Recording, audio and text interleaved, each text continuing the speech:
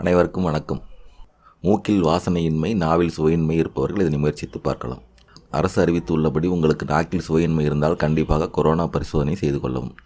இங்கு குறிப்பிட்டுள்ள வைத்திய முறைகள் ஒரு உபசாந்திக்காக மட்டுமே பயன்படுத்தும். கொரோனாவிலிருந்து மீண்டு வந்தவர்கள் அல்லது பொதுவாக சளியினால் மூக்கில் வாசனையின்மை, நாவில் சுவையின்மை இருப்பவர்கள் இதனை முயற்சித்து பார்க்கலாம். கோவைக்காயை வற்றல் செய்து நெய்யில் பொரித்து அல்லது ஊறுகாய் செய்து சாப்பிட சுவையின்மை தீரும். முற்றிய பிரண்டை தண்டை நறுக்கி மோரில் ஊற வைத்து வற்றல் செய்து எண்ணெயில் பொரித்து சாப்பிட பசியின்மை, நாக்கு சுவையின்மை தீரும். மரமஞ்சள் கட்டைகளை தூள் செய்து 5 கிராம் எடுத்துக்கொண்டு 200 மில்லி தண்ணீரில் போட்டு 100 மில்லியாக காய்ச்சி வடித்து சாப்பிட காய்ச்சல், நாக்கு சுவையின்மை தீரும். மணத்தக்காளி வற்றலை உணவில் சேர்த்து வர நாக்கு சுவையின்மை தீரும்.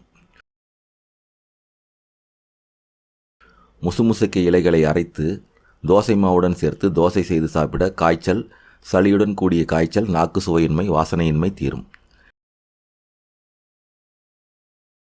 திருநீற்று பச்சிலை இலைகள் 5, சிறு மிளகளவு பச்சை கற்பூரம் எடுத்து உள்ளங்கையில் வைத்து நன்கு கசக்கி ஒரு நாளைக்கு 6 முறை அல்லது அடிக்கடி முகர்ந்து வர மூக்கில் வாசனையின்மை தீரும். கற்பூரவள்ளி இலை 5, துளசி ஒரு கைப்பிடி அளவு, விரலி மஞ்சள் தூள் 1 ஸ்பூன் எடுத்து கொதிக்கும் நீரில் இட்டு ஆவி பிடிக்க மூக்கில் வாசனையின்மை சரியாகும்.